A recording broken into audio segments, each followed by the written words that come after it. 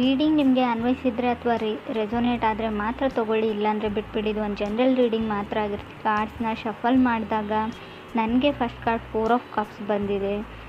First card 4 of cups ಬಂದರೆ ಖಂಡಿತವಾಗ್ಲೂ ಯಾರನ್ನಾದರೂ ನೀವು ಮಿಸ್ ಮಾಡ್ಕೊಳ್ತಾ ಇದ್ದೀರಾ, ಅದರ್ ಪರ್ಸನ್ನ, ಅಥವಾ ಅದರ್ ಪರ್ಸನ್ ನಿಮ್ಮನ್ನು ಮಿಸ್ ಮಾಡ್ಕೊಳ್ತಾ ಇದ್ದರೆ 4 ಆಫ್ ಕಪ್ಸ್ ಕಾರ್ಡ್ ಬಂದಿರುತ್ತೆ. ಅಥವಾ ಸೀಕ್ರೆಟ್ ಟೆಕ್ಸ್ಟ್ ಅಂತ ಹೇಳ್ಬೋದು. ಕೆಲವೊಮ್ಮೆ 4 ಆಫ್ ಕಪ್ಸ್ ಬಂದರೆ ನೀವು ಯಾರಿಗೂ ಗೊತ್ತಾಗದೆ ಹಾಗೆ ಅಥವಾ ಸೀಕ್ರೆಟ್ಲಿ ಗುಟ್ಟಾಗಿ ಏನಾದರೂ ಮಾಡ್ತಾಯಿದ್ರು ಕೂಡ 4 ಆಫ್ ಕಪ್ಸ್ ಬಂದಿದೆ. ಮೇ ಬಿ ನಿಮ್ಮ ಪಾರ್ಟ್ನರ್ ಗುಟ್ಟಾಗಿ ಏನಾದರೂ ಮಾಡ್ತಾ ಇರ್ಬೋದು, ಅಥವಾ ನೀವು ನಿಮ್ಮ ಪಾರ್ಟ್ನರ್ಗೆ ತಿಳಿಸದೆ ಏನಾದರೂ ಮಾಡ್ತಾ ಇರ್ಬೋದು. ರೈಟ್ ನೌ ಮಿಸ್ಸಿಂಗ್ ಸಮ್ವನ್ ಅಂತ ಹೇಳ್ಬೋದು. ಅಥವಾ ಸಮಥಿಂಗ್ ಮಿಸ್ಸಿಂಗ್ ಅಂತ ಕೂಡ ಹೇಳುತ್ತೆ. ಮೇ ಬಿ ಯಾವುದಾದ್ರೂ ರೆಸಿಪಿ ಇರ್ಬೋದು. ನೀವು ಚೆನ್ನಾಗಿ ಕುಕ್ಕಿದ್ರೆ, ಏನೋ ಅಡುಗೆ ಮಾಡೋದು ಚೆನ್ನಾಗಿ ಬರ್ತಾಯಿದ್ರು ಕೂಡ ನಿಮಗೆ ಏನೋ ಮಿಸ್ ಆಗಿದೆ, ಅಡುಗೆ ಮಾಡಿ ನೋಡಿದ್ರೂ ಕೂಡ ಈ ರೆಸಿಪಿಯಲ್ಲಿ ಮಾಡೋ ವಿಧಾನದಲ್ಲಿ ಏನೋ ಮಿಸ್ ಮಾಡಿದ್ದೀನಿ ಅಂತ ನೀವು ಅಥವಾ ನಿಮ್ಮ ಪಾರ್ಟ್ನರ್ ಫೀಲ್ ಮಾಡ್ಬೋದು. ಫ್ಯಾಮಿಲಿ ಈಸ್ ಗುಡ್ ಅಂತ ಹೇಳುತ್ತೆ. ನಾಟ್ ಶ್ಯೂರ್ ಎನರ್ಜಿ ಅಂತ ಹೇಳ್ತೀವಿ. ಫಸ್ಟ್ ಕಾರ್ಡ್ ಏನಾಗುತ್ತೆ, ಏನಾಗ್ತಾ ಇದೆ ಅಂತ ಯಾವುದೂ ಕ್ಲಾರಿಟಿ ಇರೋದಿಲ್ಲ ಲೈಫಲ್ಲಿ ಅಂತ ಕೂಡ ಹೇಳ್ಬೋದು. ಸೆಕೆಂಡ್ ಕಾರ್ಡ್ ನನಗೆ ಸ್ಟ್ರೆಂತ್ ಕಾರ್ಡ್ ಬಂದಿದೆ. ಮೇ ಬಿ ನೀವು ಸಿಂಹ ರಾಶಿಯವ್ರ ಜೊತೆ ಕನೆಕ್ಟ್ ಆಗಿದ್ದರೂ ಕೂಡ ಸ್ಟ್ರೆಂತ್ ಕಾರ್ಡ್ ಬಂದಿರುತ್ತೆ.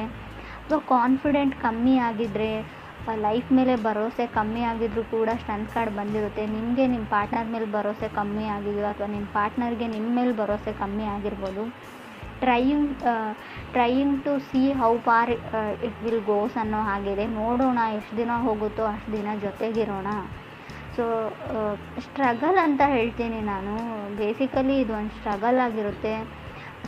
ಡಿಸ್ಕನೆಕ್ಟಿವಿಟಿ ಫೀಲ್ ಇರುತ್ತೆ. ಜೊತೆಗಿದ್ದರೂ ಕೂಡ ಡಿಸ್ಕಂಫರ್ಟ್ ಫೀಲ್ ಇರುತ್ತೆ ಆ ಪರ್ಸನ್ ಜೊತೆ. ನಿಮ್ಗೆ ಅನಿಸುತ್ತೆ ನಿಮ್ಮ ಜೊತೆ ಫಿಸಿಕಲಿ ಇದ್ದರೂ ಕೂಡ ಅವ್ರ ಮೈಂಡ್ ಚೇಂಜ್ ಮಾಡಿದ್ದಾರೆ, ಅವ್ರ ಹಾರ್ಟ್ ಚೇಂಜ್ ಮಾಡಿದ್ದಾರೆ. ಮೊದಲಿನ ಥರ ಇಲ್ಲ, ಅವರು ಸ್ಲೋಲಿ ಅವ್ರು ನಿಮ್ಮಿಂದ ದೂರ ಆಗ್ತಾ ಇದ್ದಾರೆ ಅಂತ ಅನ್ನಿಸ್ತಾ ಇದೆ ಕೆಲವ್ರಿಗೆ. ಕೆಲವ್ರು ಮ್ಯಾರಿಡ್ ಇರ್ಬೋದು ಈ ಪ್ಲೇಸಲ್ಲಿ ಅಂತ ಕೂಡ ಹೇಳ್ಬೋದು. ಫ್ರೆಂಡ್ಸ್, ಇದು ಎಲ್ರಿಗೂ ಅನ್ವಯಿಸಲ್ಲ, ಕೆಲವರಿಗೆ ಮಾತ್ರ. ಥರ್ಡ್ ಕಾರ್ಡ್ ನನಗೆ 5 ಆಫ್ ಪೆಂಟಿಕಲ್ಸ್ ಬಂದಿದೆ. 5 ಆಫ್ ಪೆಂಟಿಕಲ್ಸ್ ಥರ್ಡ್ ಕಾರ್ಡ್ ಬಂದಿರ್ಬೋದು. ಲಾಜಿಕಲಿ ನೀವು ಥಿಂಕ್ ಮಾಡ್ತಾ ಇದ್ದೀರಾ. ಇತ್ತೀಚೆಗೆ ತುಂಬ ಪ್ರಾಕ್ಟಿಕಲ್ ಆಗ್ತಾ ಇದ್ದೀರಾ ನೀವು ನಿಮ್ಮ ಪಾರ್ಟ್ನರು. ಯಾವ ಕಾರಣ ದೂರ ಆಗೋಕ್ಕೆ ಅಂತ ಒಬ್ರಿಗೊಬ್ರು ಎಕ್ಸ್ಪ್ಲೇನ್ ಮಾಡ್ತಾ ಇದ್ದೀರಾ ಅಂತ ಹೇಳ್ಬೋದು.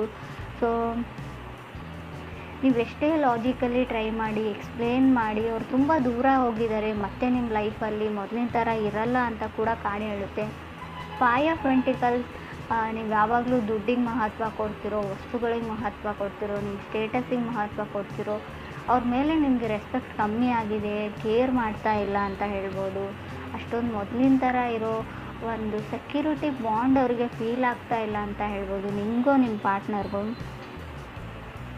ಫೋರ್ತ್ ಕಾರ್ಡ್ ನನಗೆ ನೈಟ್ ಆಫ್ ಪೆಂಟಿಕಲ್ಸ್ ಬಂದಿದೆ. ಕೆಲವರು ನೈಟ್ ಆಫ್ ಪೆಂಟಿಕಲ್ಸ್ ಬಂದರೆ ಬ್ರೇಕಪ್ ಆಗಿದೆ, ಹ್ಯಾಪಿ ಟು ಸಿಂಗಲ್ ಅನ್ನೋ ಒಂದು ಲೈನ್ನ ಹೇಳ್ತಾ ಇದ್ದೀರಾ. ಕೆಲವ್ರಿಗೆ ಫೀಲ್ ರಿಜೆಕ್ಟೆಡ್ ಅಂತ ಹೇಳ್ಬೋದು. ನೈಟ್ ಆಫ್ ಪೆಂಟಿಕಲ್ಸ್ ನಿಮ್ಮನ್ನು ಯಾರೋ ರಿಜೆಕ್ಟ್ ಮಾಡಿದ್ದಾರೆ, ಅಥವಾ ರಿಜೆಕ್ಟೆಡ್ ಫೀಲ್ ಆಗ್ತಾ ಇದೆ ಇತ್ತೀಚೆಗೆ, ಅಥವಾ ನೀವು ಯಾರನ್ನಾದರೂ ರಿಜೆಕ್ಟ್ ಮಾಡ್ತಾ ಇದ್ದೀರಾ. ಕೇಳದೆ ನಿಮ್ಮನ್ನು ಬ್ಲಾಕ್ ಮಾಡ್ತಾ ಇದ್ದಾರೆ, ನಿಮ್ಮ ಕಾಲ್ನ ಪಿಕ್ ಮಾಡ್ತಾ ಇಲ್ಲ, ನಿಮ್ಮ ಕೈಗೆ ಸಿಗ್ತಾ ಇಲ್ಲ ಆ ಪರ್ಸನ್ ಅಂತ ಹೇಳ್ಬೋದು. ನಿಮ್ಮ ಇದಕ್ಕೆ ಸೂಟ್ ಆಗೋ ಪರ್ಸನ್ ಕೂಡ ಇಲ್ಲ. ಮೇ ಬಿ ತುಂಬ ಗುಡ್ ಲುಕಿಂಗ್ ಪರ್ಸನ್ ಅವರಾಗಿದ್ದಾರೋ ನೀವಾಗಿದ್ದಾರೋ ಏನೋ ಅವ್ರಿಗೆ ಒಂದು ಅನುಮಾನ. ನಿಮ್ಮಿಂದ ದೂರ ಆಗೋಕ್ಕೆ ಅವ್ರು ಟ್ರೈ ಮಾಡ್ತಾ ಇದ್ದಾರೆ ಅಂತ ಹೇಳ್ಬೋದು. ಫಿಫ್ತ್ ಕಾರ್ಡ್ ನನಗೆ 10 ಆಫ್ ಪೆಂಟಿಕಲ್ಸ್ ಬಂದಿದೆ.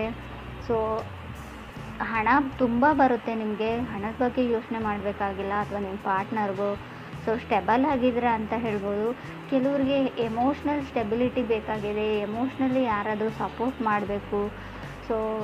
ಟೂ ಮಚ್ ಕನ್ಸರ್ನ್ ಅಂತ ಹೇಳ್ಬೋದು. ಅನ್ಸರ್ಟನಿಟಿ ಇದೆ ಲೈಫಲ್ಲಿ ಅಂತ ಹೇಳ್ಬೋದು. ಯಾರೂ ನನಗೆ ಸಪೋರ್ಟ್ ಮಾಡೋರಿಲ್ಲ.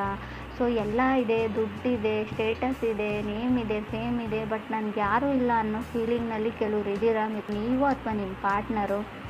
6th ಕಾರ್ಡ್ ನನಗೆ ನೈಟ್ ಆಫ್ ಸೋರ್ಡ್ಸ್ ಬಂದಿದೆ. ನೈಟ್ ಆಫ್ ಸೋರ್ಡ್ಸ್ ಕೆಲವೊಮ್ಮೆ ಹೊಸ ವ್ಯಕ್ತಿನ ನೀವು ಮೀಟ್ ಆಗ್ತೀರಾ ಲೈಫಲ್ಲಿ ಅಂತ ಕಾರ್ಡ್ ಹೇಳುತ್ತೆ. ಇತ್ತೀಚೆಗೆ ಮೀಟ್ ಆಗಿದ್ದೀರಾ, ಕೆಲವರು ಮುಂದೆ ಕೂಡ ಮೀಟ್ ಆಗಿರ್ಬೋದು. ಮೇ ಬಿ ಜನ ನಿಮ್ಮ ಬಗ್ಗೆ ಮಾತಾಡ್ತಾ ಇದ್ದಾರೆ ಅಥವಾ ಗಾಸಿಪ್ ಮಾಡ್ತಾ ಇದ್ದಾರೆ ಅಂತ ಕೆಲವರಿಗೆ ಅನ್ನಿಸ್ತಾ ಇದೆ. ಫ್ಯಾಮ್ಲಿಯಲ್ಲಿ ಗೊತ್ತಾಗಿರ್ಬೋದು ನಿಮ್ಮ ವಿಷಯ. ಸ್ಟ್ರಗಲ್ ಅಂತ ಹೇಳಲ್ಲ. ಸೊ ವಾರ್ನ್ ಕೂಡ ಮಾಡಿದ್ದಾರೆ, ನಾರ್ಮಲ್ ವಾರ್ನ್ ಇದೆ ಅದು. ಸೊ ಜನ ನಿಮ್ಮ ಬಗ್ಗೆ ಏನೇನೋ ಹೇಳ್ತಾ ಇದ್ದಾರೆ, ನಿಮ್ಮ ಫ್ರೆಂಡ್ ಸರ್ಕಲ್ ಇರ್ಬೋದು, ನಿಮ್ಮ ಕ್ಲಾಸಲ್ಲಿರ್ಬೋದು, ಜನ ನಿಮ್ಮನ್ನು ಅಬ್ಸರ್ವ್ ಮಾಡ್ತಾ ಇದ್ದಾರೆ, ಗಮನಿಸ್ತಾ ಇದ್ದಾರೆ ಅಂತ ಕಾರ್ಡ್ ಹೇಳ್ತಾ ಇದೆ.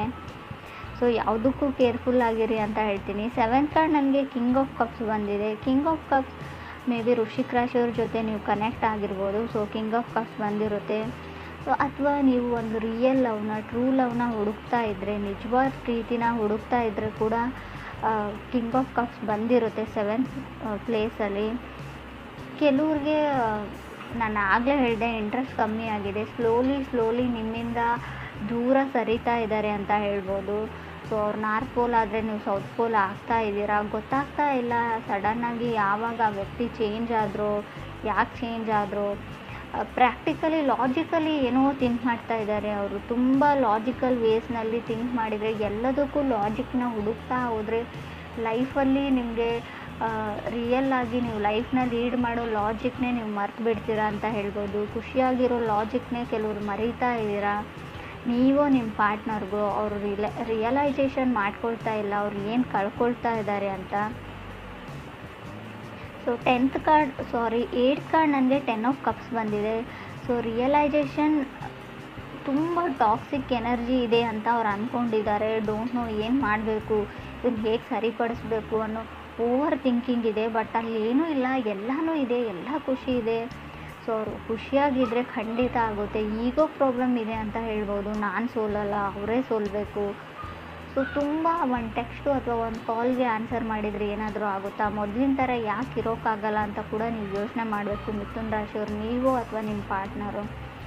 ಸೊ ಇಲ್ಲಿ ಯಾವುದೇ ತೊಂದರೆ ಇಲ್ಲ, ಥರ್ಡ್ ಪಾರ್ಟಿ ಇಲ್ಲ, ಯಾರೂ ಇಲ್ಲ. ನೀವು ಅಂದ್ಕೊಂಡಿರ್ಬೋದು ಯಾರಾದರೂ ಇರ್ಬೋದಾ ಅಂತ, ಆ ಥರ ಯಾರೂ ಇಲ್ಲ. 9th ಕಾರ್ಡ್ ನನಗೆ ಹೈ ಪ್ರೀಸ್ಟಿಸ್ ಬಂದಿದೆ. ಹೈ ಪ್ರೀಸ್ಟಿಸ್ ಬಂದಿರೋದ್ರಿಂದ ಕೆಲವರು ಟಾಕ್ಸಿಕ್ ರಿಲೇಷನ್ಶಿಪ್ನ ಬಿಟ್ಟು ಮೂವ್ ಆನ್ ಆಗ್ತಾ ಇದ್ದರೆ, ಆ ಥರ ಇದ್ದರೆ ಓಕೆ ಬಿಡ್ಬೋದು.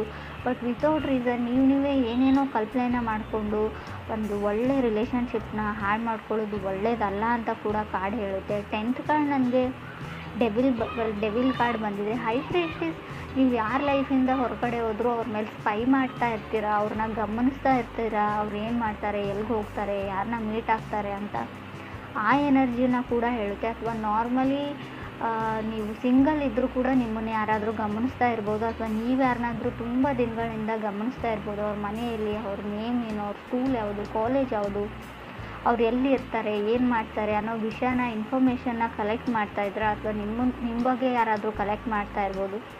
ಕೇರ್ಫುಲ್ ಆಗಿರಿ ಯಾವುದಕ್ಕೂ. 10th ಕಾರ್ಡ್ ಡೆವಿಲ್ ಕಾರ್ಡ್ ಇರೋದ್ರಿಂದ ಸ್ಟ್ಯಾಂಡ್ ಯುವರ್ ಗ್ರೌಂಡ್ ಅಂತ ಹೇಳುತ್ತೆ. ಸೊ ನಿಮ್ದು ಯಾವುದೇ ರಿಸ್ಟ್ರಿಕ್ಷನ್ ಇದ್ದರೂ, ಯಾವುದೇ ಕೇಜಲ್ಲಿದ್ದರೂ, ನೀವು ಬಂಧನದಲ್ಲಿದ್ದರೂ ಕೂಡ ಅದರಿಂದ ಹೊರಗಡೆ ಬನ್ನಿ. ಸೊ ಏನಾದರೂ ಮಾಡಿ, ಡಿಪೆಂಡ್ ಆಗಬೇಡಿ. ಸೊ ಡಿಪೆಂಡೆನ್ಸಿ ಒಳ್ಳೆಯದಲ್ಲ, ಯಾರ ಮೇಲೂ ಡಿಪೆಂಡ್ ಆಗಬೇಡಿ. ಸೊ ನಿಮ್ಮ ಸ್ವಂತ ಎಬಿಲಿಟಿಯಿಂದ ನೀವು ಕೆಲಸ ಹುಡ್ಕೊಳ್ಳಿ, ಕೆಲಸ ಮಾಡಿ, ನಿಮ್ಗೇನು ಬರುತ್ತೋ, ನಿಮ್ಮ ಹತ್ರ ಏನು ಸ್ಕಿಲ್ ಇರುತ್ತೋ ಟ್ರೈ ಮಾಡಿ. ಇಲ್ಲ ಅಂದರೆ ಹುಡುಕಿ, ಸೊ ಟ್ರೈ ಮಾಡಿ, ಸ್ಕಿಲ್ನ ಕೂಡ ಡೆವಲಪ್ ಮಾಡ್ಕೊಳ್ಬೋದು.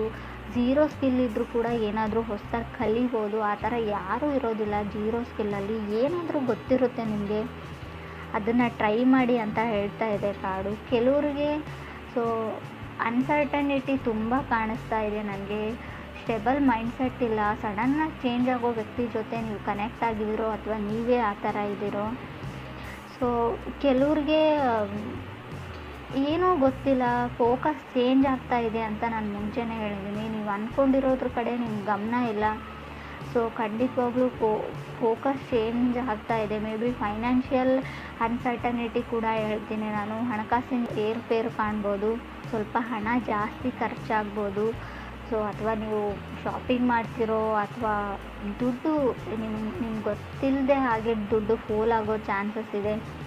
ಗಮನ ದುಡ್ಡಿನ ಬಗ್ಗೆ ಇರಲಿ ಅಂತ ಕೂಡ ಹೇಳುತ್ತೆ. ಸೊ ಲುಕ್ಸ್ ಬಗ್ಗೆ ಯೋಚನೆ ಮಾಡಬೇಡಿ. ಇಲ್ಲಿ ಜಾಸ್ತಿ ತುಂಬ ನಾನು ಹೇಗಿದ್ದೀನಿ, ಅಪಿರೆನ್ಸ್ ಬಗ್ಗೆ ತುಂಬ ಯೋಚನೆ ಮಾಡ್ತಾ ಇದ್ದೀರಾ. ನಾನು ಚೆನ್ನಾಗಿಲ್ಲ, ನಾನು ಚೆನ್ನಾಗಿದ್ದೀನಿ, ನಾನು ದಪ್ಪ ಇದ್ದೀನಿ, ನಾನು ತುಂಬ ತೆಳ್ಳಗಿದ್ದೀನಿ. ಸೊ ತುಂಬ ಆ ಥರ ಕನಸನ್ನು ಬಿಟ್ಬಿಡಿ ಅಂತ ಕೂಡ ಕಾರ್ಡ್ಸ್ ಹೇಳ್ತಾ ಇದೆ. ಫೀಲ್ ಗುಡ್ಡಲ್ಲಿರಿ.